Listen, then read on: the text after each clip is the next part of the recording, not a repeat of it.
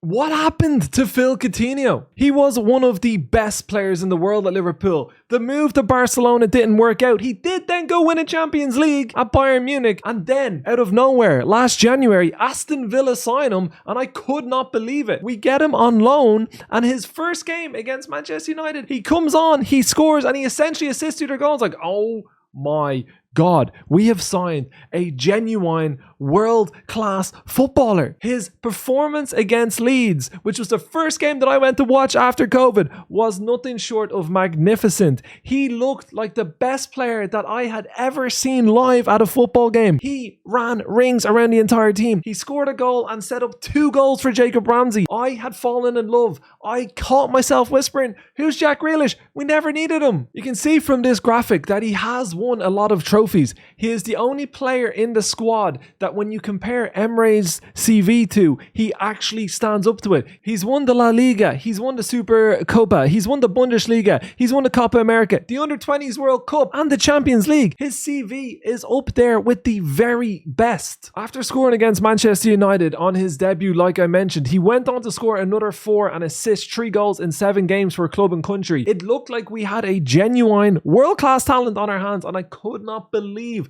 that Barcelona had been silly enough to let him go. That post-Christmas cameo was a throwback to the glory days. Every Aston Villa fan was so excited. I wanted to call my firstborn child Phil, and it was a girl. But as the season carried on, it started to dry up. He did end up having 19 appearances, and with the 5 goals and 6 assists, it's not bad numbers. But the question became, should Aston Villa actually sign him? Is he starting to fade? Does he have the grind in him? Emery was getting restricted because he's Stevie G's best mate. We were starting to wonder whether it made sense to actually sign him on a full-time deal. Fast forward to the start of this season when he has become a permanent transfer. Christian Peroslo at the Villa Awards made a big deal about announcing him. He had played 12 games before the winter break, 570 minutes, 0 goals, 0 assists, nothing at all. The one game which he looked decent in was when Stevie G actually managed to get a tune out of this Villa side. We got a draw against one of the toughest sides to ever grace the Premier League, the Manchester City side. But even in that game, you can see how narrow we are and how congested we are. And we look, we're against Manchester City, we're on the counter-attack,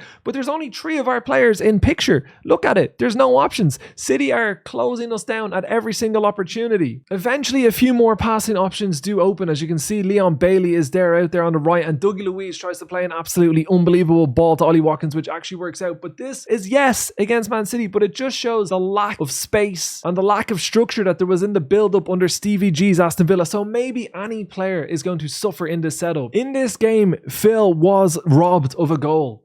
The only goal he would have scored all season, and what an unbelievable goal it would have been. As you can see, yet again, it is very congested, but Phil manages to get himself a small little bit of space. And this is where we want Phil Coutinho. We want him whipping the ball into the top corner from just outside the box. We want to be screaming top bins. We want him to have that one moment to ignite his Villa career. But the referee in this game manages to blow the whistle when he wasn't even offside. They don't let it go to VAR. He sticks at top bins. Yes, maybe Ederson had stopped. Maybe Ederson had froze for a moment, and that's why it was allowed to happen. Now, I do understand that this was against Manchester City, but it was indicative of how Aston Villa were attacking and approaching games, particularly against better opponents. The shape of your attack is so important, especially if you're not going to have a lot of attacks. This was affecting every single player. Emery Bundeya, Leon Bailey, they all looked poor under Stevie G. When you have a dysfunctional attack, of course, your attacking players are not going to look good. Football is now more than ever a team game. It's all a little bit flat and predictable with Villa. So has Philippe Coutinho disappeared, or has he been a victim of the Stevie G system? I, for one, think that Coutinho, still in the right system, could be one of the best attacking players in the Premier League. People might say, yeah, but look how weak he looks. He was always weak. His stature hasn't changed. Look at the way David Silva ran the show for Manchester City into his late 30s. Why can't Phil Coutinho be that player? The argument that is very tough to get away from, though, is if Phil Coutinho is in the side, does that mean that Emery Bundeya is out of the side? It seems like Unai Emery is going to stick to his 4-4-2, which means that either Jacob Ramsey or Emery Bundeya is going to be in his favourite front left attacking role. I would like to see Emery on the other side. Can we have Coutinho there? I'm not sure. But if we have space to attack like we did against Manchester United, there is not a player in the Aston Villa squad that I would prefer fair to be treading through balls into the attacking players. Sure, he might not be as industrious and hardworking, but if we can get him in the final third with space, he is still a world-class player with the ball at his feet. Unai Emery currently has the entire squad at Bodymore Heat. Well, on their way back from Dubai and into Bodymore Heat for a mini pre-season. Get the minutes under Phil's belt, put him through Emery's tough regime, and let's see if that we can turn this into the resurgence of Phil Coutinho. It's not fair to write him off due to Stevie G's lack of managerial nous.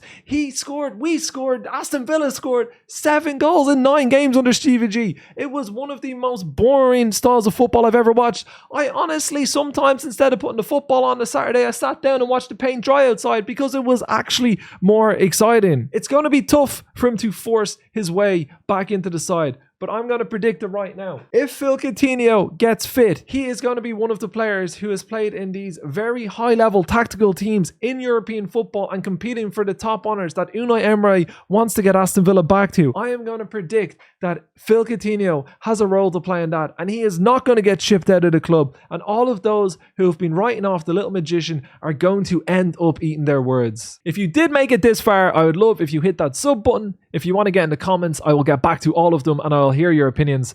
Thank you so much for watching. I'm Addicted to Villa, and I'll talk to you next time.